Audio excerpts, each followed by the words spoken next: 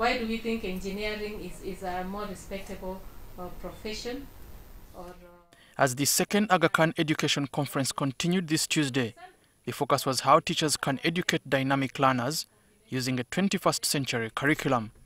A curriculum specialist at the National Curriculum Development Center, Cale Santus, says continuous assessment is important. But generally, you realize the work a child has done for a period of 7 years cannot be condensed in only 2 hours and 15 minutes. That is unrealistic.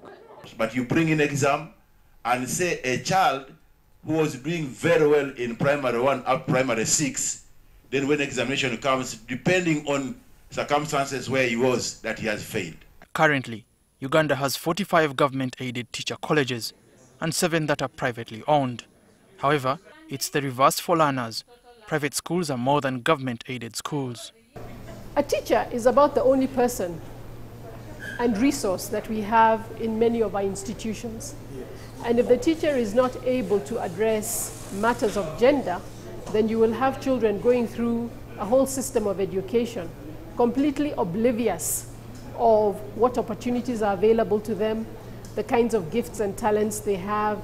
As the region looks towards the creation of jobs for a growing population, administrators are in a dilemma whether to pay science teachers more than those handling humanities. We need also to look for another checker line to make sure that the humanities are brought on board, not necessarily the same way, but in a way that they don't see themselves marginalized. As it is now, administrators are getting a problem because there is a cold war over arts and science teachers because of the imbalancing payment lines.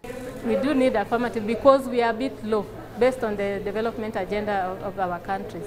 So we need more innovators, more scientists to come up, but not at the expense of others.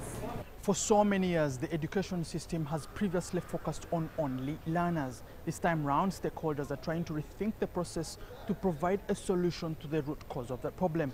And this time round, they're focusing on teachers to provide quality education to a future workforce that is the lifeblood of productivity.